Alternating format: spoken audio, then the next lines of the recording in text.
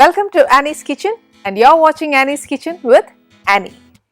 ഇന്ന് നമ്മൾ ചെയ്യാൻ പോകുന്ന റെസിപ്പി ഞാൻ വലിയ ഡിഷൊന്നും പറയാൻ പോകുന്നില്ല. ബാച്ചിലേഴ്സിനാണെങ്കിൽ പോലും നമുക്ക് ഈ ഡിഷ് ഉണ്ടാക്കാൻ പറ്റും. എന്നതാണെന്നറിയാവോ, ശരിക്കും നമ്മൾ വീട്ടിലൊക്കെ ദിവസം ഓംലെറ്റ് ഉണ്ടാക്കും. പക്ഷെ ഇപ്പം നിങ്ങൾ വിചാരിക്കും ഞാനിപ്പോൾ ഇവിടെ ഓംലെറ്റ് ഉണ്ടാക്കി കാണിക്കാൻ പോകുന്നതെന്ന്. പക്ഷെ ഓംലെറ്റേ അല്ല ഉണ്ടാക്കാൻ പോകുന്നത്. ഇന്ന് നമ്മൾ ഉണ്ടാക്കാൻ പോകുന്നത് സ്പാനിഷ് ഓംലെറ്റാണ്. പക്ഷെ അതിനകത്ത് ഒരു ട്വിസ്റ്റ് ഉണ്ട് കേട്ടോ, വെജും വരും നോൺ വെജും വരും. അതെങ്ങനെയാണെന്നറിയാമോ, അതിൻ്റെ കഥ പിന്നെ പറഞ്ഞുതരാം. പിന്നെ ഒരു ഗ്രേപ്പ് ജ്യൂസാണ്. ഗ്രേപ്പ് ജ്യൂസ് എന്ന് പറയുമ്പോഴത്തേക്ക് നമ്മൾ ഇതിന് മുന്നേ ഒരു ഗ്രേപ്പ് പഞ്ച് ഉണ്ടാക്കിയിട്ടുണ്ട്. പക്ഷെ അതിന് നമ്മൾ ഗ്രേപ്പ് പഞ്ച് എന്നൊക്കെ പറഞ്ഞ് പേരിട്ടു. പക്ഷെ ഇതിന് ഞാൻ ഇതുവരെ പേരിട്ടിട്ടില്ല. ലെമണും ഗ്രേപ്പും കൂടെ ചേരുന്നതുകൊണ്ട് ലെമൺ ഗ്രേപ്പ് ജ്യൂസ് നമുക്ക്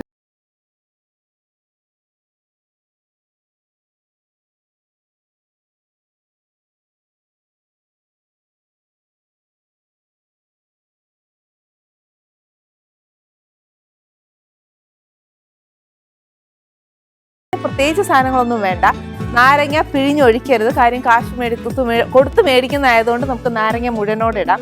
ഇപ്പം ഞാൻ എടുത്തേക്കുന്ന രണ്ട് നാരങ്ങ മീൻസ് മീഡിയം ഒരു നെല്ലിക്ക വലിപ്പത്തിനുള്ള നാരങ്ങായ ഇട്ടേക്കുന്നത്. അത് വെജസ് ആയിട്ട് മുറിച്ചേക്കുക. പിന്നെ കുറച്ച് മുന്തിരിങ്ങ, ഇത് നല്ല മധുരമുള്ള മുന്തിരിങ്ങായ. ഇതല്ല നമുക്ക് മുന്തിരിങ്ങ കിട്ടിയില്ല എന്നുണ്ടെങ്കിൽ ഇതിൻ്റെ കൂടെ പൈനാപ്പിൾ ഇട്ടാലും നല്ല ടേസ്റ്റാണ്. പിന്നെ വേണ്ടത് നമുക്ക് കുറച്ച് പഞ്ചസാരയാണ്. പഞ്ചസാര എന്ന് പറഞ്ഞാൽ ഗ്രേപ്സിന് നല്ല മധുരമുണ്ട്. പക്ഷെ എന്നാൽ ഒരു ഇച്ചിരി നാരങ്ങയൊക്കെ നമ്മൾ കലക്കുമ്പോൾ ഇച്ചിരി നാരങ്ങ വെള്ളത്തിന് പഞ്ചസാര ഇടുകയല്ലേ എന്ന് പറഞ്ഞുകൊണ്ട് ഇച്ചിരി പഞ്ചസാരയും കൂടെ വേണം. പിന്നെ വേണ്ടത് കുറച്ച് മിൻറ്റിന് ബേസിക്കലി ഒരു നല്ലൊരു ഗുണമുണ്ട്. എന്നാണെന്നറിയാമോ, നല്ല റിഫ്രഷിങ് ആന്നു. പിന്നെ മാത്രമല്ല, നമുക്ക് ബേസിക്കലി ഡോക്ടേഴ്സ് പറയുന്നത് എന്നാന്ന് വെച്ചാൽ നാരങ്ങ വെള്ളത്തിനകത്ത് ശരിക്കും നല്ല മിൻറ്റ് ഇട്ടിട്ട് നമ്മൾ കുടിക്കുവാണെങ്കിൽ നമുക്ക് വല്ല യൂറിനറി ഇൻഫെക്ഷൻസോ അങ്ങനെ എന്തെങ്കിലും ഉണ്ടെന്നുണ്ടെങ്കിൽ നല്ല ഗുണം ചെയ്യും എന്നാ പറയുന്നത്. അതുകൊണ്ട് പിന്നെ വേറൊരു കാര്യമുണ്ട്, മല്ലിയിലേക്ക് ഇച്ചിരി ഹീറ്റ് കൂടുതലാന്നു, അത് ഡിഫറെൻ്റ് ആണ്. മിൻറ്റ് കുറച്ച് തണുപ്പാണ്. അപ്പം മിൻറ്റ് ഇസ് വെരി റിഫ്രഷിങ്. അതുകൊണ്ട് നമ്മൾ ഇതിനകത്ത് അരയ്ക്കുന്നില്ല. പക്ഷെ ഇതിനകത്ത് അരയ്ക്കാൻ പോകുന്നത് എന്നാന്ന് വെച്ചാൽ മുന്തിരിങ്ങയും നാരങ്ങയും പഞ്ചസാരയും പിന്നെ വെള്ളം. ആദ്യം കുറച്ച് നാരങ്ങ, 2 നെല്ലിക്ക വലുപ്പത്തിനുള്ള നാരങ്ങയെ ഞാൻ ഇടുന്നുള്ളൂ. പിന്നെ കുറച്ച് മുന്തിരിങ്ങ.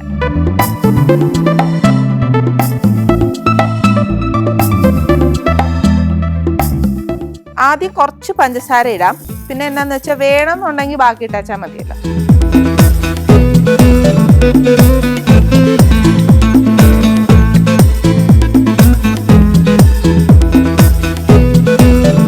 നാരങ്ങയുടെ തോട് ഇടുമ്പോഴത്തേന് ഇച്ചിരി കമർക്കോന്നൊക്കെ അല്ലേ തോന്നുന്നത്. പക്ഷെ ആവുകയല്ല കേട്ടോ, നല്ലത്. എന്നാന്ന് വെച്ചാൽ ഇത് നമ്മൾ അടിച്ചെടുത്തേച്ച് അരിച്ചങ്ങ് എടുത്താൽ മതി.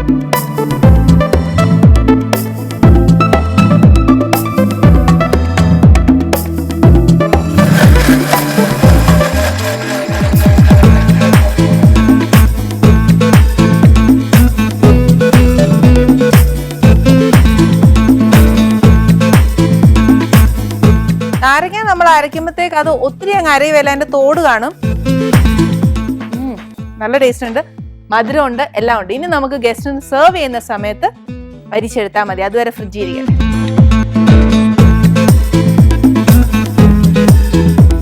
നാരങ്ങയുടെ ഒരു പുളിപ്പും ആ കമർപ്പും എല്ലാം കൂടെ ചേർന്നൊരു നല്ല സ്വാദാട്ടോ. ചെയ്ത് നോക്കുമ്പോഴേ നമുക്ക് അറിയത്തുള്ളൂ. അതല്ല, നാരങ്ങയുടെ ആ ഒരു കമർപ്പൊന്നും ഇഷ്ടമല്ല എന്നുണ്ടെങ്കിൽ എന്നാ ചെയ്യണമെന്ന് വെച്ചാൽ നാരങ്ങയുടെ ആ തോൽ അങ്ങോട്ട് കളഞ്ഞേച്ച് നാരങ്ങയുടെ ബാക്കിയെല്ലാം ഇട്ടേച്ചാൽ മതി. കുറച്ച് ഡിഫറെൻ്റ് ആയിട്ട് ഫീൽ ചെയ്യും. ഇതാ കുറച്ചുകൂടെ ടേസ്റ്റ് കേട്ടോ, ഒരു കയ്പൊക്കെ വരും, പക്ഷെ നല്ല ടേസ്റ്റാണ് അത്. ഇനി അടുത്ത് എന്നാന്ന് വെച്ചാൽ നമുക്ക് നമ്മുടെ സ്പാനിഷ് ഓംലെറ്റിലേക്ക് തിരിയാം. ഒരു ഓംലെറ്റ് ഉണ്ടാക്കണം എന്നുണ്ടെങ്കിൽ ബേസിക്കലി നമുക്ക് വേണ്ടത് ഒരു ഇതേപോലത്തെ ഒരു പാനാണ് വേണ്ടി. അപ്പം ഈ പാനിനകത്ത് നിറയണം ആ ഒരു മുട്ട. പക്ഷെ ഇത് ഒരാൾക്ക് തിന്നാൻ ഒക്കുന്ന പോലത്തെ അല്ല കേട്ടോ നമ്മൾ ഉണ്ടാക്കുന്നത്. ഒരു 4 പേരൊക്കെ ഉള്ളൊരു ഫാമിലി ആണെന്നുണ്ടെങ്കിൽ അവർക്ക് എല്ലാവർക്കും കൂടെ ഒരു ഹെവി മീല് തന്നെയാണ് ഇത്. അപ്പം ഈ ഹെവി മീലിന് വേണ്ടിയ സാധനം എന്നാന്ന് വെച്ചാൽ കുറച്ച് മുട്ട വേണം. ഇപ്പം ഞാൻ കാണിച്ച പാനാണെങ്കിൽ ഒരു 8 മുട്ടയാ കണക്ക്. അപ്പോൾ 8 മുട്ട എന്ന് കേൾക്കുമ്പോൾ പെട്ടെന്ന് പേടിച്ചു പോരുത് കേട്ടോ. ഇതിനെക്കാട്ടിലും നേർ പകുതി പാനാന്നേലും 4 മുട്ട എടുത്തേച്ചാൽ മതി. പക്ഷെ നമ്മൾ ഓംലെറ്റ് ഉണ്ടാക്കുന്ന കൂട്ടത്തിലല്ല, ഒരു കേക്ക് ലെവലിലായി ഓംലെറ്റ് വരുന്നത്. അതുകൊണ്ടാണ് ഞാൻ അങ്ങനെ പറഞ്ഞത്. പിന്നെ വേണ്ടി എന്നാന്ന് വെച്ചാൽ കുറച്ച് ഉള്ളി എന്ന് വെച്ചാൽ നമ്മൾ നീളത്തിൽ അരിഞ്ഞു വെച്ചേക്കുക. പിന്നെ വേണ്ടിയത് കുറച്ച് സോസേജ്, പിന്നെ അന്നേല് കുറച്ച് പൊട്ടാറ്റോ. ഇതിപ്പോൾ ഞാൻ അതിൻ്റെ ഒരു ട്രയാങ്കിൾ ഷേപ്പിൽ അരിഞ്ഞേക്കുന്നത്. അതല്ല ഫിംഗർ ചിപ്സ് പോലെ അരിയാനാന്നേലും അത് മതി. പക്ഷേ എത്ര മെലിച്ചരിഞ്ഞേച്ച് എത്ര ചെറുതാക്കാൻ പറ്റുമോ അത്രയും ചെറുതാക്കുക. എന്നാലേ നമുക്ക് ഫ്രൈ ചെയ്യുമ്പോഴത്തേക്ക് ആ ഉരുളക്കിഴങ്ങ് വേവണം. അപ്പം അത്രയ്ക്കൊരു കട്ടിയേ പാടുള്ളൂ. പിന്നെ വേണ്ടത് കുറച്ച് തൈമ. നമ്മുടെ നാട്ടിൽ തൈമ ഫ്രഷ് തൈം കിട്ടുകയില്ല, പക്ഷെ അതിൻ്റെ ഡ്രൈഡ് ഇത് നമുക്ക് കിട്ടും. അത് മേടിച്ച് വെച്ചാൽ മതി. അതൊരു കുറച്ച് മതിയാവും. പിന്നെ കുറച്ച് ചീസ് വേണം, പിന്നെ കുറച്ച് പനീർ, പിന്നെ വേണ്ടിയത് കുറച്ച് ഉപ്പ്. ഇത്രയേ ഉള്ളൂ നമുക്ക് ആവശ്യമുള്ള സാധനങ്ങൾ. ഇനി എന്നാ ചെയ്യേണ്ടതെന്നല്ലേ? സ്പാനിഷ് ഓംലെറ്റ് ഉണ്ടാക്കാൻ കുറച്ച് ജോലിയുണ്ട്. ജോലി എന്ന് പറഞ്ഞാൽ ഒത്തിരി വലിയ ജോലിയൊന്നുമല്ല, ഒരു ചെറിയ ജോലിയാ. പക്ഷേ ജോലി ഇല്ലേന്ന് ചോദിച്ചാൽ ജോലി ഉണ്ട് താനും. ഞാൻ ആദ്യം എന്നാ ചെയ്യാൻ പോകുന്നത് വെച്ചാൽ ഇച്ചിരി എണ്ണ ഒഴിച്ച് വെച്ച് നമ്മുടെ ഉള്ളി കാരമലൈസ് ചെയ്തെടുക്കണം. ഇതിനകത്ത് 2 വേർഷൻ എന്നാന്ന് വെച്ചാൽ ഈ ചീസും ഉണ്ട്, ഞാൻ കാണിച്ചു പനീറും ഉണ്ട്. നമുക്കിന്ന് വരാൻ പോകുന്ന ഗസ്റ്റിന് ഒരാൾ വെജിറ്റേറിയനും ഒരാൾ നോൺ വെജിറ്റേറിയനും ആട്ടോ. പക്ഷെ വരുന്ന ഒരാൾക്ക് മുട്ട വെജിറ്റേറിയനാണ്. ആ സസ്പെൻസ് ഞാനിപ്പോൾ പറയുന്നില്ല ആരാ വരാൻ പോകുന്നതെന്ന്. പക്ഷെ ഒരാൾക്ക് വെജിറ്റേറിയൻ. അതുകൊണ്ട് ആ വെജിറ്റേറിയൻ പറയുന്ന വ്യക്തിക്ക് ഞാൻ ചേർക്കാൻ പോകുന്നതാണ് ഈ ചീസും പനീറും. അപ്പൊ എന്തായാലും എനിക്ക് രണ്ടായിട്ട് ചെയ്തേ ഒക്കത്തുള്ളൂ. ഇപ്പൊ ഞാൻ ഫസ്റ്റ് ചെയ്യാൻ പോകുന്നത് ഏതാന്ന് വെച്ചാൽ നമുക്ക് ആദ്യം വെജിറ്റേറിയൻകാർക്ക് ചെയ്യാനുള്ളത് ചെയ്തെടുക്കാം.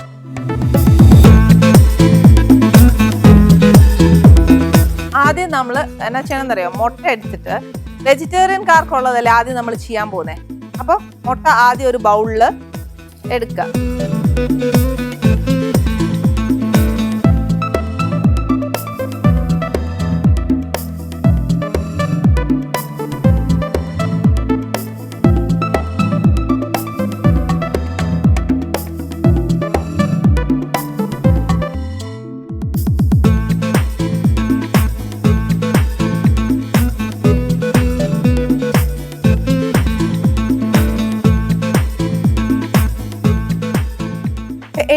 മുട്ട ഞാൻ ഇതിനകത്ത് ഇട്ടിട്ടുണ്ട്.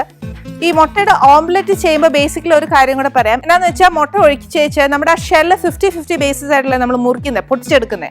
അതിൻ്റെ ഒരു ഷെല്ലിനകത്തോട്ട് കുറച്ച് വെള്ളവും കൂടെ ഒഴിച്ചിട്ട് മുട്ടയിൽ ഓംലെറ്റ് ചെയ്യുവാണെന്നുണ്ടെങ്കിൽ കുറച്ച് സോഫ്റ്റ് ആയിരിക്കും മുട്ട. അപ്പം അതൊന്ന് ട്രൈ ചെയ്ത് നോക്കണേ.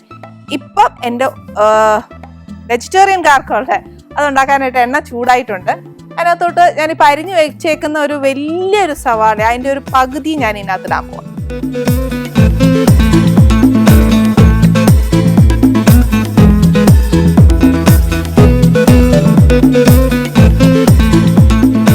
ഉള്ളി ഇച്ചിരി ഒരു കാരമലൈസ് ആവണം. അതായത് നമ്മുടെ എന്നാ പറയുന്നത്, ബിരിയാണിക്കൊക്കെ മൂപ്പിക്കുന്ന പോലെ ഒത്തിരി അങ്ങോട്ട് ബ്രൗൺ ആക്കരുത്.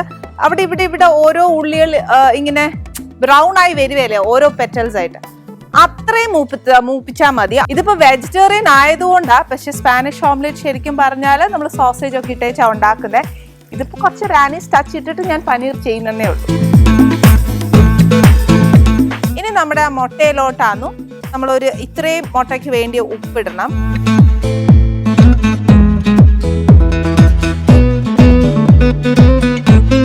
കുറച്ച് കുരുമുളക് പൊടി,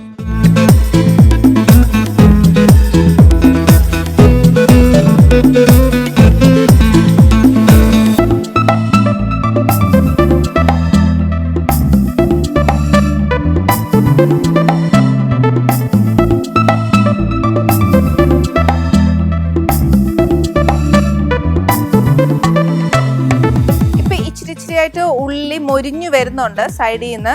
ഇനി ഇതിനകത്തോട്ട് എന്നാ ചെയ്യേണ്ടതെന്നറിയാമോ? നമ്മുടെ പൊട്ടാറ്റോ പകുതി എല്ലാം 50-50. അതല്ല എല്ലാവരും നോൺ വെജിറ്റേറിയൻ ആണ് എന്നുണ്ടെങ്കിൽ ഇങ്ങനെ 50-50 ആക്കണ്ട കേട്ടോ.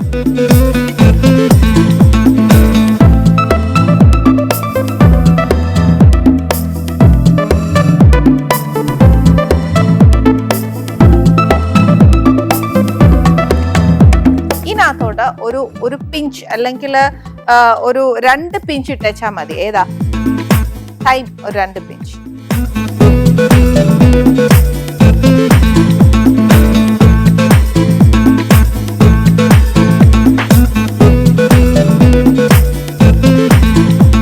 ആ പൊട്ടാറ്റോയും ഉള്ളിയും ഒരിച്ചിരി മൊരിയട്ടെ. മുട്ടയിലോട്ട് നമ്മൾ ഒരിച്ചിരി ടൈം ഇട്ടായിരുന്നു. ഇനി എന്നാന്ന് വെച്ചാൽ ഈ ചീസ് കുറച്ചൊന്ന് ഗ്രേറ്റ് ചെയ്തെടുക്കണം.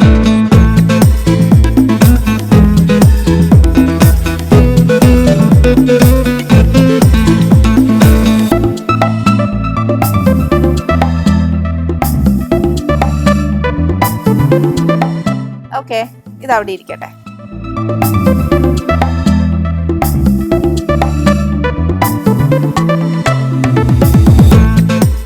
ഇനി ഇതിനകത്തോട്ട് എന്നാ ചെയ്യേണ്ടതെന്ന് വെച്ചാൽ നമ്മുടെ കുറച്ച് പനീർ.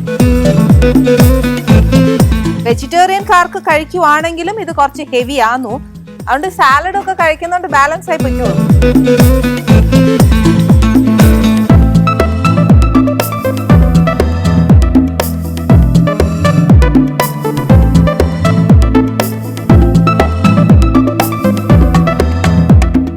ഇനി ആ പനീർ ഒരു ഇച്ചിരി മൂക്കണം, അതും കൂടി അതിന്റെ കണക്ക്.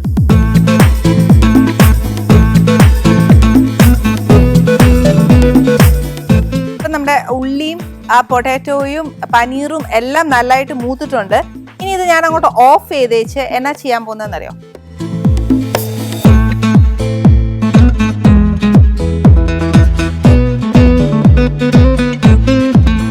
ഇതിനകത്തോട്ട് നമുക്ക് എന്നാ ചെയ്യണമെന്നറിയോ? നമ്മുടെ ഈ മുരിച്ചു വെച്ചേക്കുന്ന ആ ഒരു പൊട്ടറ്റോയും പനീറും അതെല്ലാം ഇല്ലേ, അതെല്ലാം കൂടെ ഒന്നെങ്കിൽ സ്ട്രെയിൻ ചെയ്തേച്ച് അതിനകത്തോട്ട് ഇടുക. പക്ഷെ ഞാൻ ഈ എണ്ണ തന്നെയാണ് നമ്മുടെ നോൺ വെജിറ്റേറിയൻകാർക്ക് ഉപയോഗിക്കാൻ പോകുന്നത്. അന്നേരം ഞാൻ പിന്നെ എന്നാ ചെയ്യാൻ പോകുന്നത്, കോരി എടുത്ത് ഇതിനകത്തോട്ട് ഇടുന്നേ ഉള്ളൂ.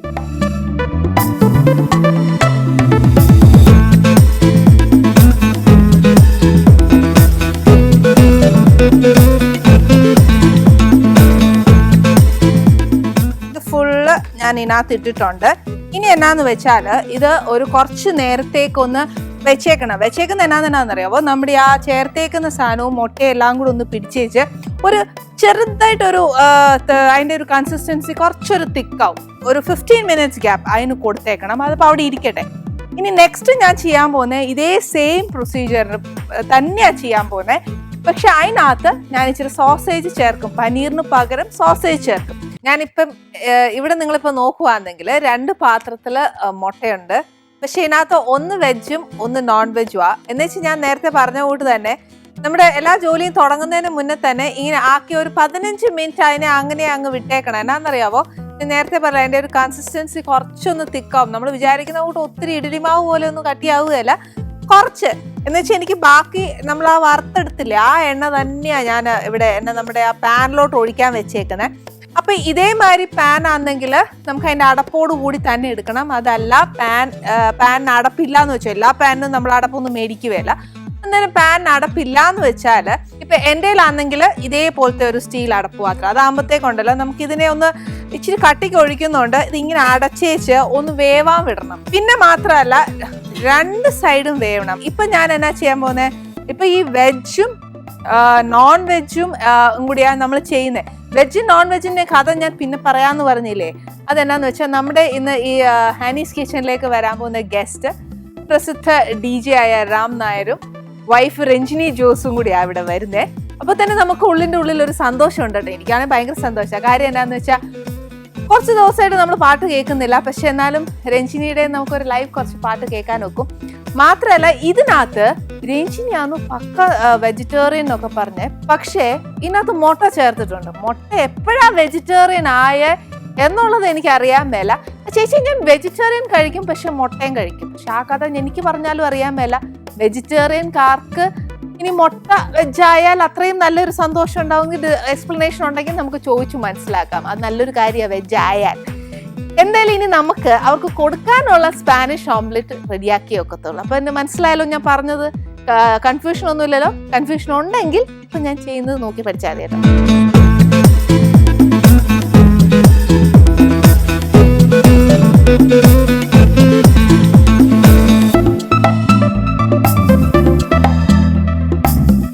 രണ്ട് പാനും ഞാൻ കത്തിച്ചേക്കുക. എന്നിട്ട് ഇതിനകത്തോട്ട്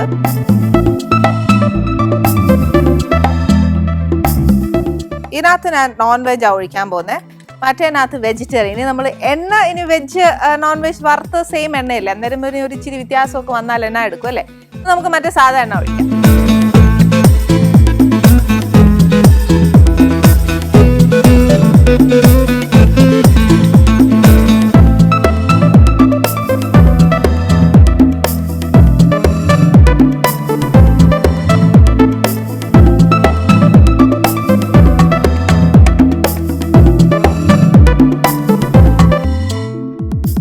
മുട്ട ഒഴിക്കുന്നതിന് മുന്നേ എന്നാ ചെയ്യണമെന്ന് അറിയാവോ? ശരിക്കും അത് ഒന്ന് തീ നല്ലതായിട്ട് കുറച്ചതിന് ശേഷം മുട്ട ഒഴിച്ചാൽ മതി. അല്ലെന്നുണ്ടെങ്കിൽ മുട്ടയ്ക്ക് അധികം വേവില്ല, എന്നാലും എന്താ പറയുക, പെട്ടെന്ന് അടിഭാഗം ഉണ്ടല്ലോ അന്നേരം അങ്ങ് പെട്ടെന്ന് മൊരിഞ്ഞു പോകും. മൊരിഞ്ഞു പോയി കഴിഞ്ഞാൽ പിന്നെ അകത്തുള്ളിലൊന്നും വേവുകയില്ല. പിന്നെ ആണെങ്കിൽ ആ മുട്ടയുടെ ഒരു മണവും അതൊക്കെ വരും. അത് വേണ്ടാഞ്ഞിട്ടാട്ടോ. ഇനി തീ നല്ലതായിട്ട് സിമ്മാക്കി വെച്ചേച്ച് നമുക്ക് ആദ്യം വെജിറ്റേറിയൻ ഒഴിക്കാം.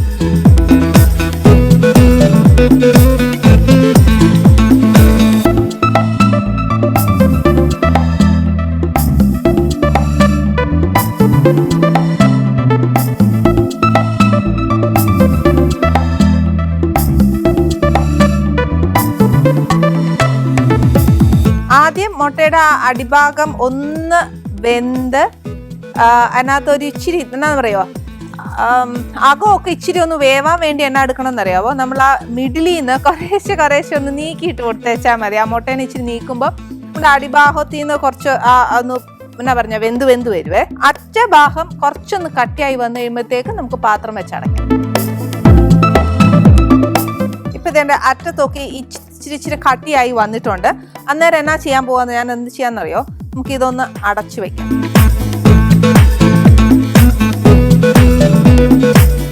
ഇനി സെക്കൻഡ് നോൺ വെജിറ്റേറിയൻ.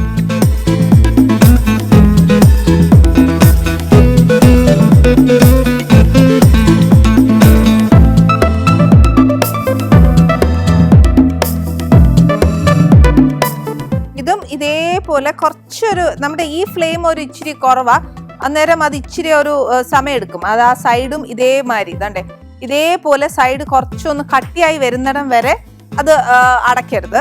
പിന്നെ ബേസിക്കലി ഇതിനകത്ത് നമ്മൾ ഉള്ളിയും പൊട്ടാറ്റോയും സോസേജും എല്ലാം ഒന്ന് വെന്തതാ. പിന്നെ ആ മുട്ടയുടെ ഒരു വേവ് മാത്രമേ ഇതിനകത്ത് വരുന്നുള്ളൂ. കാര്യം ചെയ്യാം, വേഗം ആവാനേ വലിയ അടുപ്പിലോട്ട് വയ്ക്കും.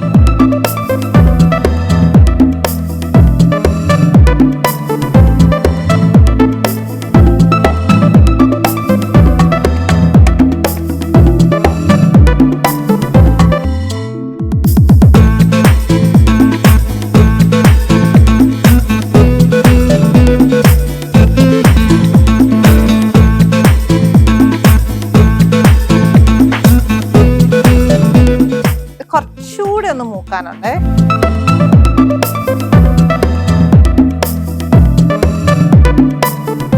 അതായത് നമ്മുടെ ആ ലൂസ് ലിക്വിഡ് ടൈപ്പ് ആവുന്ന ആ ഒരു മുട്ടയില്ലേ, ആ ഒരു മുട്ട കംപ്ലീറ്റ് ആയിട്ട് ഒന്നൊന്ന് വെന്ത് കിട്ടിയാൽ മാത്രമേ ഫ്ലിപ്പ് ചെയ്യുമ്പോഴത്തേക്ക് അത് മറ്റു പാത്രത്തിലോട്ട് ഇങ്ങനെ ഒലിച്ചു പോകാതിരിക്കത്തുള്ളൂ.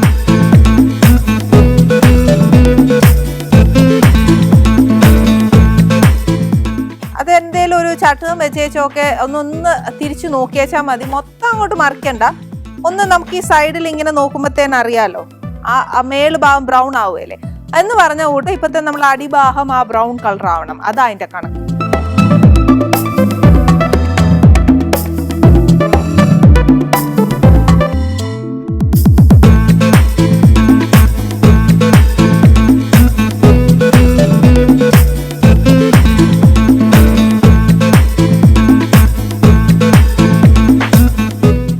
നമ്മുടെ വെജിറ്റേറിയൻ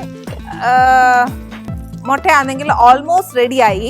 അപ്പൊ ഇനി ഇത് എങ്ങനെ ചെയ്യേണ്ടതെന്നറിയോ? 4 സൈഡഡ് ഇങ്ങനെ ഒന്ന് ഇളക്കി വിടണേ. ഇളക്കി വിട്ടില്ല എന്നുണ്ടെങ്കിൽ നമ്മൾ പാത്രം വെച്ച് കമത്തുമ്പോഴത്തേന് അത് പൊട്ടിപ്പോകാൻ ചാൻസ് ഉണ്ട്. ഇനി എന്നാ ചെയ്യേണ്ടതെന്ന് വെച്ചാൽ തീ നല്ലതായിട്ട് കുറച്ചതിന് ശേഷം ഇതേപോലെ തന്നെ നമ്മൾ സ്റ്റീൽ പാത്രം എടുത്തിട്ട് നമ്മുടെ ആ പാൻ എത്രയുണ്ടോ അതിനെക്കാട്ടിലും ഒരു കുറച്ചും കൂടി വലിപ്പമുള്ള ഒരു തട്ടം എടുത്തേച്ച് മൂടുക. പാത്രം ചൂടാവുന്നതിന് മുമ്പ് തന്നെ ഫ്ലിപ്പ് ചെയ്യും. എന്നിട്ട് ഇത് തിരിച്ച് ഇതേപോലെ ബാക്ക് ടു ദ പാൻ.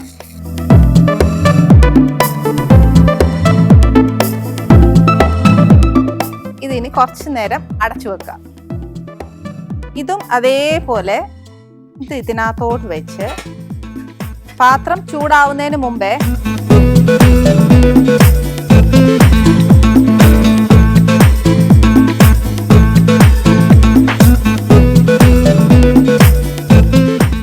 ഇതിനകത്ത് നമുക്ക് വേറെ ഒരു പണിയില്ല.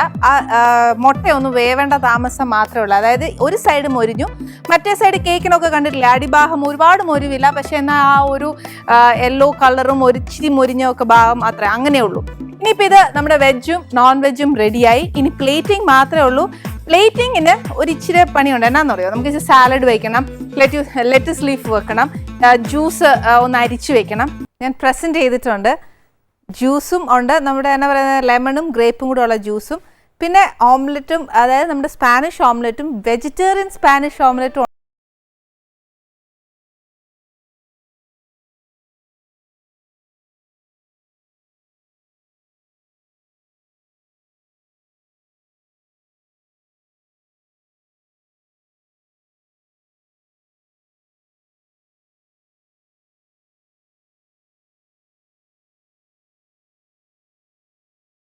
ഉഗ്രനാട്ടോ, ഇനി യാതൊരു സംശയമില്ല. ഇനി ഇതിങ്ങനെ നമ്മൾ കഴിക്കാൻ നോക്കിയല്ലോ, ഒരു ഫോർക്കും നൈഫും ഒക്കെ വേണ്ടേ, അതെടുത്തിട്ട് വരാം.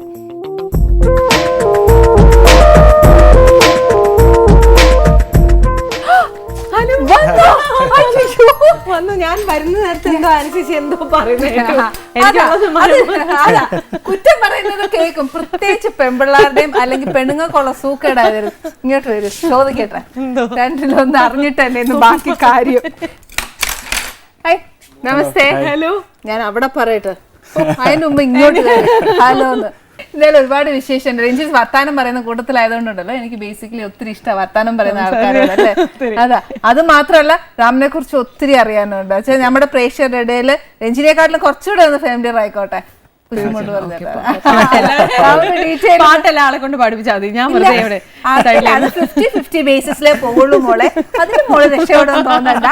എന്തായാലും അത് ചേച്ചിക്ക് ബേസിക്കലി പാട്ട് ഇഷ്ടമുള്ള വ്യക്തിയാണ്. അപ്പൊ മാക്സിമം റാഗ് ചെയ്യാൻ ഒരു പാട്ട് കാര്യം കൂടെ വരുമ്പോ റാഗിങ്ങിന് ഒരു എഫക്ട് തന്നെ എടുത്തോ, പാട് 1, 2, 3 എന്നൊക്കെ പറഞ്ഞ് പാടിപ്പിക്കും. ഉറപ്പാ മോളെ, എന്നെ യാതൊരു രക്ഷപ്പെടലില്ല. എന്തായാലും നിർത്തി ഞാൻ പാടിക്കുകയല്ല, നിർത്തി പാടിപ്പിക്കണം.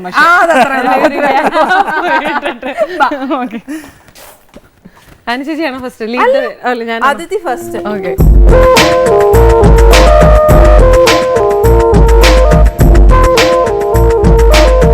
എന്റെ കുഞ്ഞേ, സാരമില്ല, ഒന്നും പറഞ്ഞിട്ട് കാര്യമില്ല അല്ലേ?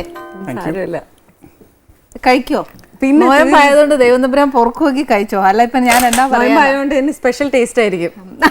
അതാ, കുറെ ദിവസം കൂടുതൽ കഴിക്കുമ്പോഴേ ത്യാഗം കൂടുമ്പം വിശപ്പിന്റെ വിളി കൂടുതലായിരിക്കും. അനുസരിച്ച് കഴിക്കുന്നില്ലേ? ഞാനോ? ഇല്ല. ഞാൻ നോയമ്പാന്നൊക്കെ വെച്ചോ? നോയമ്പാണോ? ഇല്ല. ഈ നോയമ്പ് എന്നൊക്കെ പറയുമ്പോ വലിയ പ്രയാസാടോ. ഇത് വെജാട്ടോ. നോയമ്പ് മുറിച്ച് ദൈവം തമ്പുരാനെ എന്നോട് പൊറുക്കണേ. നല്ല ദിവസമുണ്ട്. വെജോ? ഞങ്ങൾക്ക് പനീർ ഭയങ്കര ഇഷ്ടമാണ്. ഞാൻ പനീർ അതിനകത്ത് ഇട്ടെ, പനീറും ചീസും ആയിട്ട്. പക്ഷെ റാമിന് പക്ഷെ കംപ്ലീറ്റ്ലി സ്പാനിഷ് ഓംലേറ്റ് ആയിട്ട് സോസേജും എല്ലാം ഇട്ടിട്ടുണ്ട്. ഹാപ്പി ആയിട്ടുണ്ടാവും. എല്ലാം ഞാൻ അതായിട്ട്. നല്ല ഭക്ഷണപ്രിയനാണ് എന്റെ ഭർത്താവ്. അയ്യോ, ആണോ? ശരി. അപ്പൊ പിന്നെ രഞ്ജിനിക്ക് ജോലിയായേ? എനിക്ക് ജോലിയാണല്ലോ, കാരണം എനിക്ക് ജോലി ഉള്ളതുകൊണ്ട് ഞാൻ വീട്ടിലുള്ളപ്പോൾ മാത്രം, മദറിൻലോ ഒന്നും ഇല്ലാത്ത നേരത്ത് ഞാൻ കുക്ക് ചെയ്യും. അല്ലാത്തപ്പോ അമ്മയുടെ കൂടെ നിൽക്കും.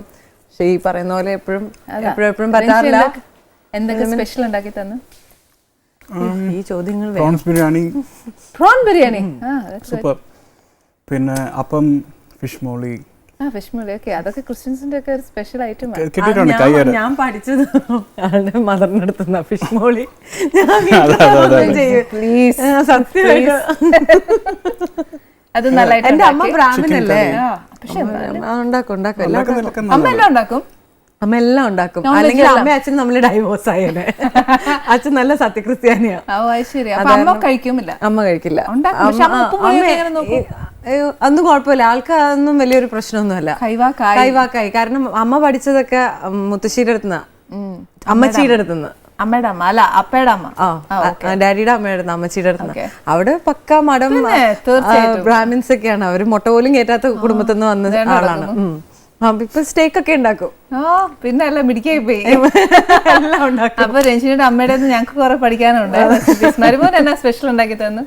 എനിക്ക് എല്ലാം ഉണ്ടാക്കും. ബീഫ് ഉണ്ടാക്കും, പിന്നെ ഫിഷ് ഉണ്ടാക്കും, എന്റെ ചിക്കൻ കറി ഉണ്ടാക്കും നല്ല സ്പെഷ്യൽ ആയിട്ട്. പേര് മോശം ആക്കിയിട്ടില്ല സത്യക്രിസ്ത്യാനികളുടെ. അപ്പൊ പക്ഷെ ഇപ്പൊ നോയമ്പ് വരുമ്പോ അമ്മ നോയമ്പ് കൊടുക്കോ? ഇല്ല, അങ്ങനെയൊന്നും ഇല്ല. അമ്മ ബേസിക്കലി ഒന്നും കഴിക്കുക. അമ്മ കൺവേർട്ട് ഒന്നും ചെയ്തിട്ടില്ല. അമ്മ അതുപോലെ തന്നെ അമ്മയുടെ ഫെയ്ത്തിൽ തന്നെ ജീവിക്കുന്നു, അച്ഛന്റെ ഫെയ്ത്തിൽ ജീവിക്കുന്നു. ഞാൻ ഏതോ ഒരു ഫെയ്ത്തിലാണ്, ഞാൻ എല്ലാ ഫെയ്ത്തും കൂടെ കൂടി ചേർന്ന ഒരു ഫെയ്ത്തിൽ ജീവിക്കുന്നു. നമുക്കൊരു വിശ്വാസം അത്രയല്ലേ ഉള്ളൂ. പക്ഷെ രഞ്ജിനി ഒരു കാര്യമുണ്ട്, ഓണം ഉണ്ട്, ഈസ്റ്റർ ഉണ്ട്, ക്രിസ്മസ് ഉണ്ട്, വിഷു ഉണ്ട്, മൊഹറം ഉണ്ട്, നബിദിനം ഉണ്ട്, എല്ലാം ഉണ്ട്. ആളുടെ സിസ്റ്റർ കല്യാണം കഴിച്ചിരിക്കുന്ന മുസ്ലിം. അതപ്പോ എല്ലാം നമുക്ക് എല്ലാ മതങ്ങളും ഞങ്ങളുടെ വീട്ടിലുണ്ട്. അതെല്ലാം ആഘോഷിക്കും, എല്ലാം ആഘോഷിക്കും, എല്ലാം ആഘോഷിക്കും. കാരണം ചിന്നു വരുവാണെങ്കിൽ, ലക്ഷ്മി എന്നാണ് സിസ്റ്റർ ഇൻലോന്റെ പേര്, ലക്ഷ്മി സമീറും വരുവാണെങ്കിൽ ആ നേരത്തെ ഇപ്പോൾ ബൈ ചാൻസ് ഇവിടെ ഇതാണെങ്കിൽ അവര് സമീർ ഇവിടെ ഓണത്തിന് വരും, എല്ലാത്തിനും വരും. ഞങ്ങള് പേരൻസ് വരും, അവരുടെ ഇതിന് ശരിക്കും പറഞ്ഞാൽ നമ്മൾ അവിടെ ബിരിയാണികൾ മട്ടൻ ഇനി എന്തെങ്കിലും ഒരു ഫംഗ്ഷൻ ഒക്കെ വരുമ്പോ ഞങ്ങളെയൊക്കെ വിളിക്കട്ടെ, അവിടെ എന്നൊക്കെ തരം ഭക്ഷണമാണ് കിട്ടുന്നത് നോക്കിയല്ലേ. പക്ഷെ എന്തായാലും എനിക്ക് രാമിനടുത്ത് ഒരു കാര്യം, ഡി ജെ എന്ന് പറഞ്ഞോണ്ട് ഞാൻ ചോദിക്കാം. ശരിക്കും പറഞ്ഞാൽ രഞ്ജിനിന് ഡി ജെ എന്ന് പറയുമ്പോൾ യു ഹാവ് ടു വർക്ക് ഒരുപാട് സ്ഥലത്ത് വർക്ക് ചെയ്യണം. അങ്ങനെയൊക്കെ വരുമ്പോഴത്തേക്ക് ഒത്തിരി പെൺകുട്ടികളെ കാണുന്നതാണ് എല്ലാം. ആ ഒരു ഇവൻ നമുക്ക് മനസ്സിലാക്കാമല്ലോ ആസ് എ ഡി ജെ. അതിന്റെ ഇടയിൽ ഇതിനെ ഇങ്ങനെ സ്പോട്ട് ഔട്ട് ചെയ്ത് എങ്ങനെയാ ഇങ്ങനെ റൗണ്ട് ഇങ്ങനെ ഇട്ടേ? അത് ഭയങ്കര സ്പോട്ടിങ് പോയി.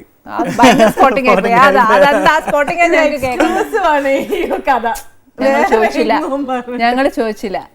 റാം പറയട്ടെ. അതെന്താ അറിയില്ല, ഞാനത് ഇങ്ങനെ ഒരു ഫേസ് ഞാൻ ആ സമയത്ത് അങ്ങനെ കണ്ടിട്ടേ ഇല്ല. ശരിക്കും ഭയങ്കര ആ സമയത്ത് ഭയങ്കര അന്ന്. എന്നിട്ട് നമുക്ക് കോൺഫിഡൻസ് ഉണ്ടായിരുന്നു. അപ്പോൾ ജസ്റ്റ് അങ്ങനെ നമ്മൾ സംസാരിച്ചു, അങ്ങനെ ജസ്റ്റ് സ്റ്റാർട്ട് ചെയ്ത് വന്നു. I really liked Har. അപ്പോൾ ഞാൻ സംസാരിച്ചപ്പോൾ അവൾ പറഞ്ഞു എൻ്റെ ഫാദറുടെ അടുത്ത് സംസാരിക്കണം, I don't have time for relationship, അങ്ങനെയൊന്നും ഞാൻ നിൽക്കുന്നില്ല. അപ്പോൾ ഓക്കെ എന്ന് പറഞ്ഞ് ഞാൻ അടുത്ത ദിവസം ഫാദറിനെ വിളിച്ചു. അവിടെയാണ് ഞാൻ വീണത്. അങ്കിൾ, ഞാൻ ഇങ്ങനെയൊക്കെയാണ്, ഞാനിവിടെ വർക്ക് ചെയ്യുന്നു, ഞാനിവിടെ താമസിക്കുന്നു, എൻ്റെ പേരൻസ് എങ്ങനെയാണ്, ഞാനിതൊക്കെയാണ്, എനിക്ക് മകളെ ഇഷ്ടമാണ്, കല്യാണം കഴിക്കാൻ താല്പര്യമുണ്ടെന്ന് പറഞ്ഞു. അല്ല അപ്പനിപ്പോ ഭയങ്കര സത്യക്രിസ്ത്യാനി എന്നൊക്കെ പറഞ്ഞിട്ട് ഞെട്ടി.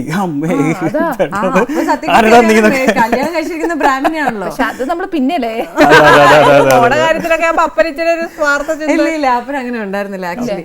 പക്ഷെ ഭയങ്കര കൂളാള്. പറഞ്ഞു ആ മോനെ ഓക്കെ പെട്ടെന്ന് ഞെട്ടി, അതൊന്നും നടക്കൂല, അത് ശരിയാവില്ല, ആരാന്നൊന്നും അറിയത്തില്ലല്ലോ. അപ്പൊ അങ്ങനെയൊക്കെ പോരെ പറഞ്ഞു. ഞാൻ പറഞ്ഞു ശരി, നമുക്ക് നോക്കാന്ന് പറഞ്ഞു. പിന്നെ ഇടയ്ക്ക് നമ്മൾ അവിടെ ഇവിടെ ഒക്കെ കാണുമ്പോൾ അങ്കിളും കൂടെ ഉണ്ടാകുമ്പോൾ ആ മോനെ എന്നൊക്കെ പറഞ്ഞ അടുത്തൊന്ന് സംസാരിച്ചു. പിന്നെ കുറച്ച് ആൾക്ക് എന്നെ അങ്ങോട്ട് ഇഷ്ടമായി. കുറച്ച് കഴിഞ്ഞപ്പോഴത്തേനും അല്ലെങ്കിലും അങ്ങനെയാണ് ചേച്ചി. വീട്ടിൽ നമ്മളോട് കാണിക്കുന്ന ഗുസ്തിയൊന്നും നാട്ടുകാരോടോ ഫ്രണ്ട്സിനോടോ ഇല്ല. ഇത്രയും നല്ലൊരു മനുഷ്യനെ കാണാൻ കിട്ടൂല പൊതു ജീവിതത്തിൽ.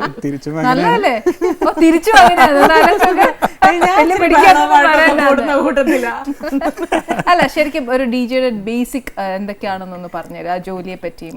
ജോലി ബേസിക്കലി ഒരു ഇപ്പോൾ ക്ലബ്സ് ഉണ്ടാവും. ഞാൻ പോകുന്ന ഇപ്പം ഫോർ എക്സാമ്പിൾ ഇപ്പോൾ ലാസ്റ്റ് സാറ്റർഡേ ഞാൻ ബാംഗ്ലൂരായിരുന്നു ഷോ ചെയ്തത്. അപ്പോൾ ഞാൻ ഇവിടുന്ന് പോവും, ഒരു നൈറ്റ് ഒരു 3 hours ഞാൻ പോയി മ്യൂസിക് പ്ലേ ചെയ്യും. അപ്പോൾ എൻ്റെ തന്നെ ഒരു സെലക്ഷൻ ഉണ്ടാവും സോങ്സ്. പിന്നെ ക്രൗഡിന് ഇഷ്ടമുള്ള കറണ്ട് ഹിറ്റ്സ്, വെസ്റ്റേൺ മ്യൂസിക് ആണ്. സോ പോയി പ്ലേ ചെയ്യുന്നു, തിരിച്ചു വരുന്നു. That's a thing. അത്രേ ഉള്ളൂ. പറഞ്ഞിട്ട് സിമ്പിൾ ആണ്, but you have to mix it life. അല്ല അതാ ശരിയാ. ബിക്കോസ് ഇപ്പൊ നമുക്ക് കുറച്ചറിയാം, പക്ഷെ നമ്മുടെ പ്രേക്ഷകർക്ക് കുറെ പേർക്ക് അതിനെപ്പറ്റി ഒന്നും അത്ര അറിയില്ലല്ലോ. അതാണ് ഞാൻ ചോദിച്ചത് അതിന്റെ ഡീറ്റെയിൽ കംപ്ലീറ്റ് എന്താണ്. ഡീറ്റെയിൽ എന്ന് വെച്ചപ്പോൾ ഫോർ എക്സാമ്പിൾ അതൊരു കൾച്ചറാണ്. ഒരു ഇപ്പോൾ വർക്കൊക്കെ കഴിഞ്ഞിട്ട് ഒരാൾ ഇപ്പോൾ റിലാക്സ് ചെയ്യാൻ വേണ്ടിയിട്ടാണ് ക്ലബ്സിൽ വരുന്നത്. സോ ദാറ്റ് അവർ ആ വർക്ക് ഡേ ഒരു സ്ട്രെസ് എല്ലാം റിലീസ് ചെയ്ത് കുറച്ച് നല്ല പാട്ട് കേട്ട് നെക്സ്റ്റ് ഡേയിൽ ചാർജ് ചെയ്ത് പോവുക. That's whole concept. അപ്പോൾ അവിടെ വരും, അവർ മ്യൂസിക് കേൾക്കും. ആ music entertainment totally. And dance ചെയ്ത് കഴിഞ്ഞാൽ I can release it. Good songs കേൾക്കുമ്പോൾ എല്ലാവരും ഡാൻസ് ചെയ്യും. ടുഗെദർനെസ് ഉണ്ടാവും. അതായത് അത്രയും പേര് ഒരുമിച്ച് കുറേ അറിയാത്ത ആൾക്കാരൊക്കെ വന്ന ഒരു ക്ലബ്ബിൽ വരുമ്പോൾ അവരായിട്ടൊരു കണക്ഷൻ ഉണ്ടാവും. അവർക്ക് അവർ ഭയങ്കര ഫ്രീ സ്പിരിറ്റഡ് ആവും. അപ്പോൾ ഈ മ്യൂസിക് മാത്രമേ പ്ലേ ചെയ്യുള്ളൂ, അല്ലാതെ ഇൻസ്ട്രുമെന്റ്സ് ഒന്നും പ്ലേ ചെയ്യില്ല? ഇൻസ്ട്രുമെന്റ്സ് ഇല്ല, എല്ലാ മ്യൂസിക് തന്നെ ഇൻസ്ട്രുമെന്റ് ഒക്കെ കൂടിയിട്ടുള്ള മ്യൂസിക് ആയിരിക്കും പ്ലേ ചെയ്യുന്നത്. സോ അത് നമ്മൾ 1 by 1 ട്രാക്ക് മിക്സ് ചെയ്യണം. ഒരു പാറ്റേണിൽ മിക്സ് ചെയ്തുകൊണ്ടിരിക്കും. ലൈവ് ആയിട്ടാണ് മിക്സ് ചെയ്യുന്നത്. അത് മിക്സ് ചെയ്ത് നോൺ സ്റ്റോപ്പ് ആയിട്ട് 3 hours പോകും. So that people on the dance floor അവർ നോൺ സ്റ്റോപ്പ് ആയിട്ട് ഡാൻസ് ചെയ്തുകൊണ്ടിരിക്കും. പിന്നെ കുറച്ചു നേരമായിട്ട് പിന്നെ രാം ബാക്കിയുള്ളവരെ ഞാൻ കാണുന്നതിന് ഞാൻ വരെ ഒത്തിരി ലേസിയാണ് അനുസരിച്ച്. പക്ഷെ രാം ഒത്തിരി ഡെഡിക്കേറ്റഡാ, ഭയങ്കര ഡെഡിക്കേറ്റഡാ. ആളുടെ ഒരു ഷോൻ്റെ എന്ന് പറഞ്ഞാൽ 3 ദിവസം അതിന് മുമ്പ് എഴുന്നേക്കില്ല, സോർട്ട് ചെയ്ത് അതിൻ്റേത് ഹസ്ബൻഡ് ആയതുകൊണ്ട് പറയുന്നതല്ല, എനിക്ക് ആളെ ആർട്ടിസ്റ്റായിട്ട് അതിന് മുമ്പേ അറിയാം. വളരെ ഡെഡിക്കേറ്റഡ് ആണ്. ആളുടെ ഒരു ഷോന് പോയി കഴിഞ്ഞാൽ 250% ആണ് ആളുടെ ഷോൻ്റെ ഒരു ഗ്യാരണ്ടി എന്ന് പറഞ്ഞാൽ. അത് അത്രയും ഡെഡിക്കേഷൻ ഉള്ളതുകൊണ്ട് വേറെ എങ്ങും നമ്മൾ കേൾക്കാത്ത ട്രാക്സ് ഒക്കെയാണ് ദീപു എടുത്തിട്ട് ചെയ്യുന്നത്. കുറേയൊക്കെ എൻ്റെ ഫേവറേറ്റ്സ് അതിൻ്റെ എന്നിട്ട് പ്ലേലിസ്റ്റിൽ ഇങ്ങനെ കയറും. അപ്പോൾ ഓരോരുത്തരും എന്നോട് ചോദിക്കും, ഈ ട്രാക്ക് എവിടെ നിന്ന്, ആരും കേൾക്കാത്ത ട്രാക്കൊക്കെ അതൊക്കെ തന്നിരിക്കുന്ന ആളാണ് എനിക്ക്. തീർച്ചയായിട്ടും. അപ്പൊ അതിന് വേണ്ടി വർക്ക് ചെയ്യണം കുറെ ദിവസം. നമ്മളൊരു ഇവന്റ് പോവാണെങ്കിൽ അതെ ചെയ്യണം. നമുക്ക് ആ ഒരു സെറ്റ് ഓഫ് ട്രാക്സ് വേണം. അത് അപ്ഡേറ്റഡ് ആയിരിക്കണം, പ്ലസ് ഗ്രൂവി ആയിരിക്കണം, അത് ആൾക്കാരെ ബോർ അടുപ്പിക്കരുത്. അങ്ങനെ കുറെ ഉണ്ട്. ഒരു ഇവന്റിലേക്ക് പോകുമ്പോൾ നമ്മൾ എത്ര ദിവസം മുന്നേ പ്രിപ്പയർഡ് ആവണം? നമുക്ക് എത്ര ടൈം എടുത്താലും പറ്റത്തില്ല എന്നുള്ള ഒരു സിറ്റുവേഷൻ ആണ്. Because you never know, it's live ആകുമ്പോൾ you never know what's gonna happen, എന്താ സംഭവിക്കാന്ന് അറിയില്ല. സോ എങ്ങനത്തെ മൂഡുള്ള ആൾക്കാരാണ്, ചിലപ്പോൾ ചിലവർ വേറെ മൂഡായിരിക്കും, ചിലർക്ക് ഒന്നും പറയാൻ പറ്റില്ല, ഒന്നും പ്രെഡിക്റ്റ് ചെയ്യാൻ പറ്റില്ല. അപ്പൊ എങ്ങനെയാലും ഫ്ലോപ്പോ എന്തെങ്കിലും പ്രശ്നം അങ്ങനെ ഒന്നുമില്ല. കുറെ കളക്ഷൻ ഉള്ളതുകൊണ്ട് നമ്മളിങ്ങനെ മാറ്റി ഇടും. ഫോർ എക്സാമ്പിൾ ഓരോ സ്റ്റൈലുണ്ട് മ്യൂസിക്കിന്. ഇപ്പോൾ ചിലപ്പം അന്നൊരു ഫോർ എക്സാമ്പിൾ ബാംഗ്ലൂർ സ്കൈ എന്ന് പറഞ്ഞ സ്ഥലത്ത് ഇപ്പോൾ പെട്ടെന്ന് മഴ വന്നു. അപ്പം പുറത്ത് ഔട്ട്ഡോർ ആയിരുന്നു, പെട്ടെന്ന് ആൾക്കാരൊക്കെ അകത്ത് കയറി. അപ്പോൾ ഞാൻ ഈ ഔട്ട്ഡോർ പ്ലേ ചെയ്യുന്ന മ്യൂസിക് ഇൻഡോർ പ്ലേ ചെയ്ത് കഴിഞ്ഞാൽ ആൾക്കാർക്ക് എൻജോയ് ചെയ്യാൻ പറ്റില്ല, കാരണം ഭയങ്കര ബിഗ് റൂമാണ്.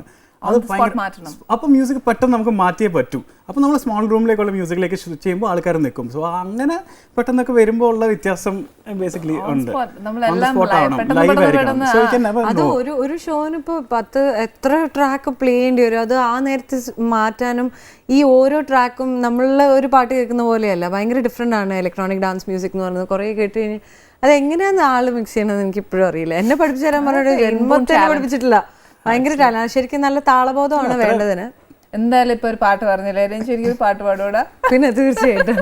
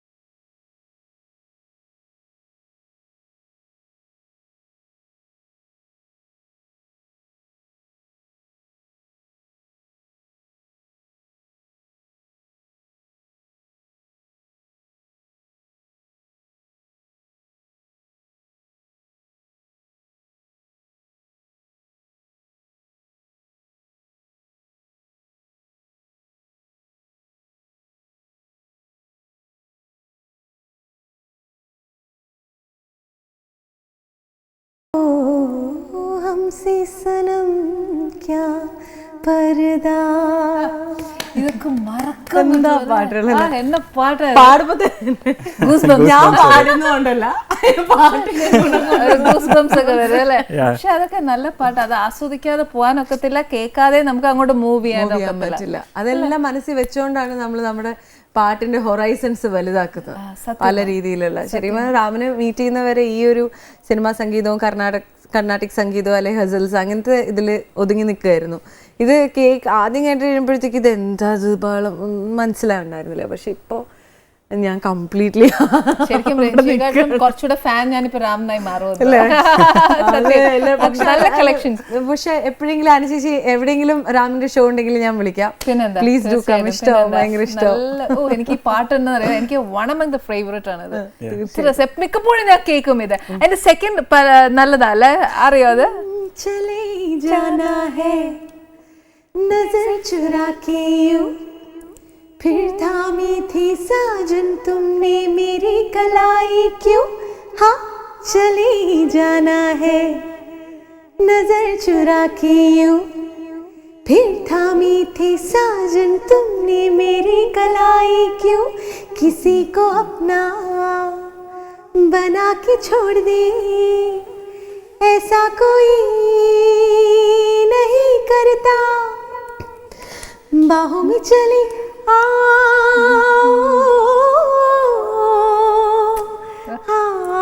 हमसे सनम क्या पर्दा, ओ हमसे सनम क्या पर्दा.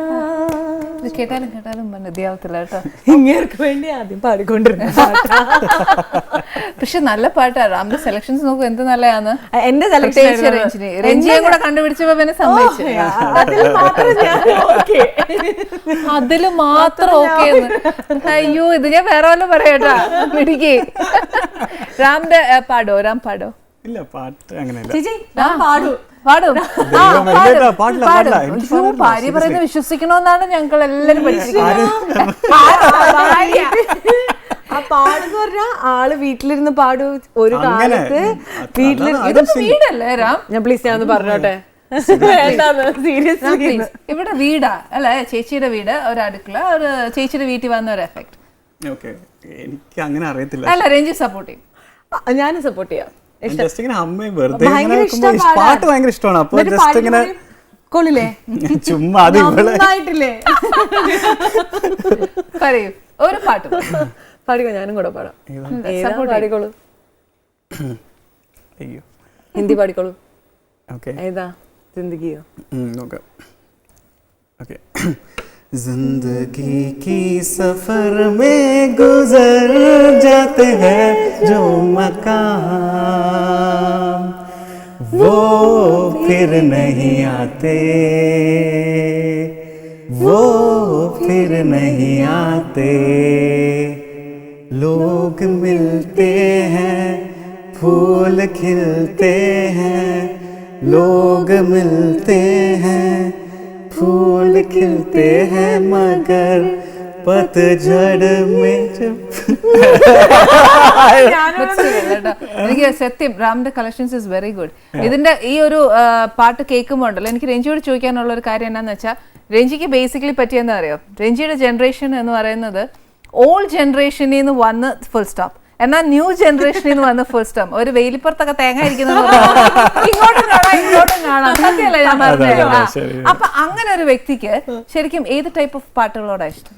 എനിക്കിപ്പം ചേച്ചി ഞാൻ തേങ്ങ ഇങ്ങോട്ട് വീഴോ ഇങ്ങോട്ട് വീഴോ? എങ്ങോട്ടും വീഴില്ല. കാരണം എനിക്ക് ചെറുപ്പം തുടങ്ങിയുള്ള ഏറ്റവും വലിയൊരു സമ്പാദ്യം എന്ന് പറയുന്നത് ഞാൻ കേൾക്കുന്ന പാട്ടുകളുടെ ഒരു റേഞ്ച് എന്ന് പറഞ്ഞാൽ കർണാട്ടിക്കും കേൾക്കും, ഹിന്ദുസ്ഥാനി കേൾക്കും, ഗസൽസും കേൾക്കും, ന്യൂജൻ പാട്ടും കേൾക്കും, അല്ലാത്തതും കേൾക്കും, മെലഡീസ് കേൾക്കും, എല്ലാം കേൾക്കും. New soul. ഇപ്പം പുറത്തോട്ട് പോവുകയാണെങ്കിലും കേൾക്കുന്നത് ഒത്തിരി ഡിഫറെൻ്റ് ആയിട്ടുള്ള കാര്യങ്ങളെല്ലാം കേൾക്കും. എനിക്ക് ഭയങ്കര ഇഷ്ടമാണ് ഡിഫറെൻറ്റ് മ്യൂസിക് കേൾക്കാനായിട്ട്.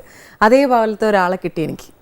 അപ്പോൾ ആളുടെ ഒരു ഏരിയയിലുള്ള പാട്ടുകളും കൂടെ ഇപ്പം എനിക്ക് വന്നുകൊണ്ടിരിക്കുക. അത്ര ഒരു 4-5 ജോൺറേ പാട്ടുകളിൽ എന്നെ ശരിക്കും പറഞ്ഞാൽ ഇൻട്രൊഡ്യൂസ് ചെയ്തത് ആളാണ്. അപ്പോൾ അതെല്ലാം ശരിക്കും പറഞ്ഞപ്പോൾ എൻജോയ് ചെയ്തിരിക്കുക. അങ്ങനെ പ്രത്യേകിച്ച് ചോദിച്ചു കഴിഞ്ഞാൽ ഒരു രക്ഷയില്ല. ഏറ്റവും കൂടുതൽ നമ്മുടെ മനസ്സിനെ ഇഷ്ടപ്പെടുന്നത് ഇപ്പം അങ്ങനെ പറയാനാണെങ്കിൽ എനിക്ക് റിതം ആൻഡ് ബ്ലൂസ് ആണ്, R&B.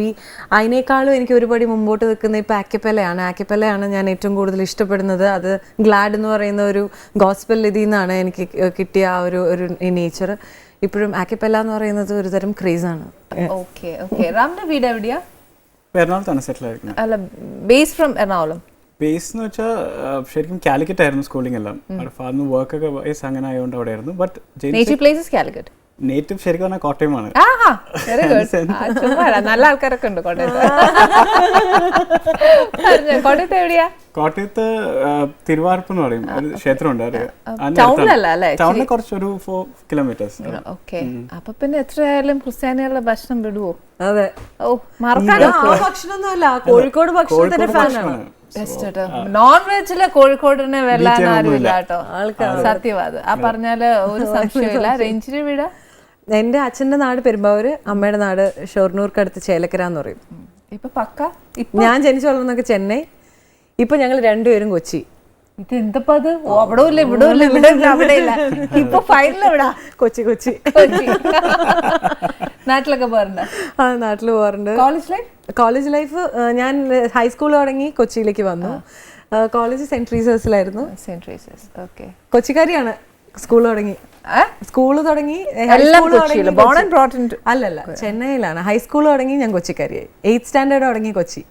അതിന് മുന്നേ ചെന്നൈ പിന്നെ 2 കൊല്ലം നാട്ടിലും പഠിച്ചിട്ടുണ്ട്. Ram born and brought in Kochi അല്ല? കാലിക്കറ്റില്. കോളേജ് എറണാകുളം. കോളേജ് എറണാകുളത്ത്. പിന്നെ ചെന്നൈയും. അങ്ങനെ രണ്ടും എല്ലാം മിക്സാ. മൊത്തം മിക്സാ. ഓക്കെ. രഞ്ജിയുടെ കോളേജില് കൂടെ പഠിച്ചവരൊക്കെ ഇപ്പോഴും ലൈഫ്? പിന്നെ അവര് എല്ലാവരും കല്യാണം കഴിഞ്ഞ് കുട്ടികളായി. അപ്പൊ ഗ്രൂപ്പ്സ് ഒക്കെ ഉണ്ടോ? വാട്സ്ആപ്പ് ഗ്രൂപ്പ്സ് ഒക്കെ? വാട്സ്ആപ്പ് ഗ്രൂപ്പ് ഉണ്ട്. ശരി. ഞങ്ങളുടെ ബാച്ചിന്റെ കമ്മ്യൂണിക്കേറ്റീവ് ഇംഗ്ലീഷ് ആയിരുന്നു ഞങ്ങളുടെ ഇത്. കമ്മ്യൂണിക്കേറ്റീവ് ഇംഗ്ലീഷ് റാങ്ക് ഹോൾഡർ അല്ലായിരുന്നു? അതെ. Third rank. രഞ്ജിനി അച്ഛൻ ഇപ്പം എറണാകുളത്തുണ്ടോ? എറണാകുളത്ത്. വർക്ക് ചെയ്യുന്നുണ്ടോ? മമ്മിയും ഡാഡിയും വർക്ക് ചെയ്യുന്നുണ്ട്. ഡാഡി ഫിലിം ഫീൽഡിലായിരുന്നു പണ്ട്. അത് കഴിഞ്ഞ് പിന്നെ ബിസിനസ് ഒക്കെ ആയിട്ട്. അമ്മ ബാങ്കിലായിരുന്നു. 23 years വർക്ക് ചെയ്തു. അത് കഴിഞ്ഞിട്ട് VRS എടുത്തു. ശരി. പപ്പ ഫിലിമിൽ വർക്ക് ചെയ്തിട്ടുണ്ട്? ഡാഡി ഫിലിം പ്രൊഡ്യൂസർ ആയിരുന്നു പണ്ട്. ഓക്കെ. പിന്നെ എന്നാ മോള് ഫിലിമിലോട്ടൊന്നും വരാഞ്ഞ്? ഒത്തിരി താമസിച്ചല്ലേ മോള്? ഫിലിമിലാ പാടുന്നേ. പാടുന്ന കാര്യമല്ല ചോദിച്ചേ. അഭിനയോ? ഇത്രയും കൊല്ലമായിട്ട് അപ്പൻ ഫീൽഡിൽ നിന്നിട്ട് കൊച്ചു വരാതെ അന്ന് വെച്ചാൽ ഇപ്പോഴാന്നല്ലോ അഭിനയിക്കാൻ. എനിക്ക് എന്നും പാട്ടുകാരി ആവാനായിരുന്നു താല്പര്യം. ഇപ്പോഴും അത് തന്നെ. ഈ റെഡ് ചില്ലീസിന് ഷാജി സാർ വിളിക്കുന്ന മോഹൻചേട്ടൻ വിളിക്കുമ്പോഴൊക്കെ ഞാൻ ഫോണൊന്നും എടുക്കാണ്ടൊക്കെ നടന്നിട്ടുണ്ട്. മോഹൻചേട്ടൻ ഒരു ദിവസം ഞാൻ എൻ്റെ അടുത്ത് അതെ എന്നെ ആദ്യമായിട്ട് എന്നെ 2 പടത്തിലാണ് ഞാൻ ചെയ്തിട്ടുള്ളൂ. 2 ഷാജി സാറിൻ്റെ ആണ്. ഞാൻ എല്ലായിടത്തും പറയുന്നത് എന്നെ കൊണ്ട് അഭിനയിപ്പിച്ച അദ്ദേഹത്തിന്. ഷാജി സാർ ഇങ്ങനെ പറയും ഇന്നത് രഞ്ജിനി ഇവിടെ നിന്ന് ഇവിടെ വരെ വണ്ടി ഓടിക്കണം, അത് കഴിഞ്ഞ് ഇവിടെ ബ്രേക്ക് ഓടണം, അത് കഴിഞ്ഞിട്ട് ഇങ്ങനെ എല്ലാം ഞാൻ ഇങ്ങനെ കേട്ടിട്ട് സാർ പറയുന്ന പോലെ തന്നെ ചെയ്തിട്ട് അപ്പുറത്ത് പോയിരിക്കും. വേറെ ഒന്നും എനിക്കറിയില്ല, വേറെ ഒന്നും ഞാൻ അറിഞ്ഞിട്ടുമില്ല. കഴിഞ്ഞ് പാക്ക് സാർ കുഴപ്പമില്ല അസലായിട്ടുണ്ട് ഇതിനെ വെച്ച് നല്ല സ്റ്റണ്ട് പടം ഞാൻ അടുത്ത എടുക്കാം. Thank you sir. അപ്പം ഈ പാട്ട് കുഞ്ഞിലെ പഠിച്ചാണ് നമ്മള്? അതെ, അമ്മയുടെ അടുത്ത് തന്നെയാണ് പഠിച്ചത്. അമ്മ PhD ആണ് കർണാട്ടിക് മ്യൂസിക്കിൽ ചെന്നൈ മദ്രാസ് യൂണിവേഴ്സിറ്റി. ഇഷ്ടമായിരുന്നു മോള് പഠിക്കണം? അച്ഛനായിരുന്നു ഞാൻ പാട്ടുകാരിയാണെന്ന് ഏറ്റവും ഇഷ്ടം. അച്ഛനാണ് ഭയങ്കര പാട്ട് ഭ്രാന്ത്. അമ്മ പിന്നെ പാടുമായിരുന്നു. അതും കണ്ടിട്ടായിരിക്കുമല്ലോ അമ്മേനെ എന്തെങ്കിലുമൊക്കെ ഒരു ഇഷ്ടം തോന്നിയത്. ഇവർ ഇഷ്ടപ്പെട്ടിട്ടല്ല കല്യാണം കഴിച്ചതെന്നൊക്കെ പറയുന്നുണ്ടെങ്കിലും എനിക്കതിൽ നല്ല സംശയമുണ്ട്. അപ്പം ഫസ്റ്റ് പാടിയത് എവിടെയാ? ഞാൻ ആദ്യം ഞാൻ ചെറുപ്പം തുടങ്ങി ഞാൻ ഫസ്റ്റ് പാടിയ എവിടെയാന്നൊക്കെ ചോദിച്ചു കഴിഞ്ഞാൽ കുഞ്ഞിലെ പോലെ അല്ലേ? കുഞ്ഞിലെ മുതൽ ആൾക്കാർ വീട്ടിൽ വന്ന് പാട്ട് പാടുന്ന് പറയുന്നതിന് മുമ്പ് വാ തുറന്ന് പാടുന്ന ആളായിരുന്നു. അതായത് ഈ പാട്ടൊന്ന് നിർത്തുവോ എന്ന് പറയേണ്ട ഒരു ബാക്ക്ഗ്രൗണ്ട് മ്യൂസിക് ഒക്കെ വായിച്ചോണ്ട് വായ കൊണ്ട് തന്നെ ബാക്ക്ഗ്രൗണ്ട് മ്യൂസിക് ഒക്കെ വായിച്ച് രാജാ ഈ സൈസ് സാധനമായിരുന്നു. ഇപ്പോഴും അങ്ങനെയൊക്കെ തന്നെ. എന്നാലും ഫസ്റ്റ് അങ്ങനെ ഒഫീഷ്യലി പാടിയിരിക്കുന്നതൊക്കെ സ്കൂളിലൊക്കെ പാടിയിട്ടുണ്ടാവും. ക്രിസ്മസിനും അതിനൊക്കെ കോൺവെന്റിലായിരുന്നു. ജലലളിത പഠിച്ച സ്കൂളിലായിരുന്നു ഞാനും പഠിച്ച് ചേർച്ച് പാർക്കിൽ. പിന്നെ എനിക്ക് ഓർമ്മ ഒറ്റയ്ക്ക് ഒരു പാട്ട് പാടുന്നത് പള്ളിയിൽ ചാച്ചൻ എന്നെ കൊണ്ടുപോയി ഞങ്ങളുടെ ഇടവക പള്ളിയുടെ കപ്പേള പെരുന്നാളിന് ഞാൻ ആഹ്ലാദ ചിത്തരായി ആണ് ആദ്യമായിട്ട് പാടിയത്. ആഹ്ലാദ ചിത്തരായി സങ്കീർത്തനങ്ങളാൽ ദൈവത്തെ വാഴ്ത്തിടുവിൻ, ശക്തി സംഗീതമാം ഉന്നതനീശനെ പാടി പുകഴ്ത്തിടുവിൻ. ആഹ്ലാദ ചിത്തരായി സങ്കീർത്തനങ്ങളാൽ ദൈവത്തെ വാഴ്ത്തിടുവിൻ,